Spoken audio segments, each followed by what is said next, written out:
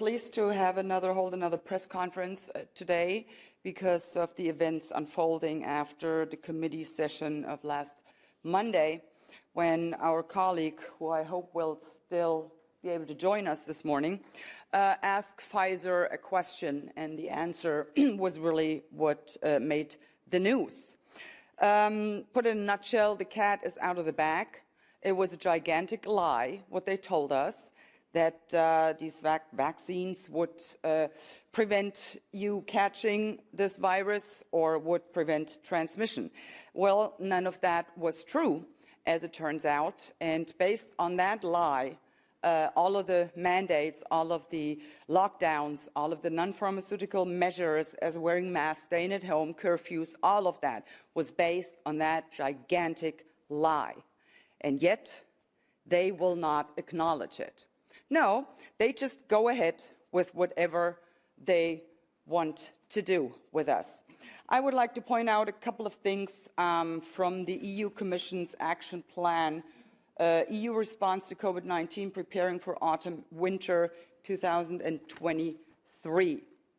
As you might have guessed, the focus, of course, is still on these hazardous mRNA injections. Well, that's not surprising here. They would like to implement and coordinate effective communication initiatives and strategies to promote uptake of additional injections and complete the primary series of those who have not even begun yet, the unvaccinated. So once again, a particular group of a population is being targeted, and that's what they're trying to do.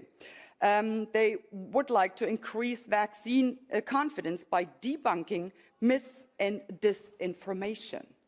Well, who is spreading the mis- and the disinformation? It is EU Commission, it is the pharmaceutical companies, it is governments, especially in the Western democracies. They are the ones spreading the mis- and the disinformation. They are the ones telling people lies. For what? So that pharmaceutical companies make profits and profits and profits. And the risks, well, guess what? You, the taxpayers, you will be left with the risks. And then, of course, they want to target, and they specifically say that, target hard-to-reach population groups. Well, I guess in that instance, they are actually talking about me. Yes, I am a hard-to-target, a hard-to-reach a population group, because I saw through their lies from the get-go.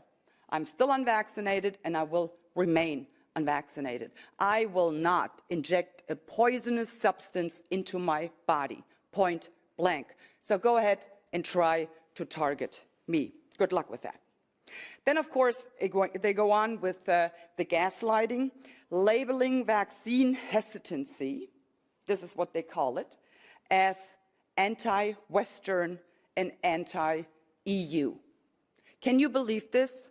So anyone who is not willing to let themselves be injected with this vaccine is anti-Western and anti-EU. No, ladies and gentlemen, let's be clear about this. If you do not want to poison your body, and it is your choice to do with your body whatever you please. Remember, my body, my choice? That's their narrative, actually. Remember that. So, if you do not want to take that vaccine, that has nothing to do with being anti-Western or anti-EU. It is pro-people. That's what it is. And it is anti-globalist elites. That's what it is. And in this action plan, they refer several times to not only COVID-19, but now they slip in influenza. So this will be the next step for their measures, whether it be vaccinations or non-pharmaceutical interventions like wearing masks or staying at home curfews. Then they will be able to do so when there is an influenza pandemic or wave. And whenever I think they could not possibly come up with yet another atrocity to inflict on people, they sure as heck prove me wrong. The EU Commission proposes now the prioritized administration of the update injection for the vulnerable groups, and then they list who these vulnerable groups are. And they start by saying people aged 60 years and older, individuals with underlying conditions. No problem there. But then they list another group. And you really need to brace yourselves for that one.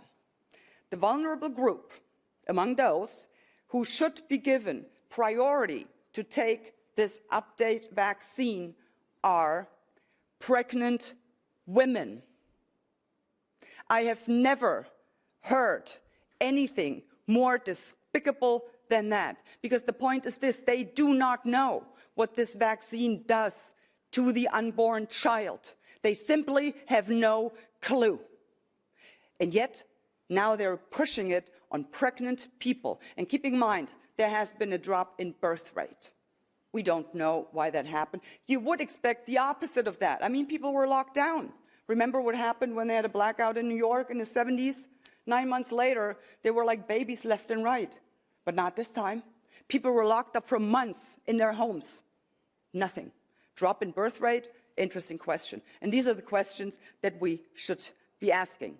So just to give you an update on that, they will continue to try, they will continue to push whatever their end goal is. They are trying to. And yeah, I would just like to thank you for supporting us and for letting us know that we indeed are advocating and fighting for what you, the people, want. These globalists and their puppets are but a few people with no regard for you, for the people. We, on the other hand, are many, because we are the people. And we will continue to fight for you, for your rights, for freedom, democracy, and the rule of law. Thank you very much.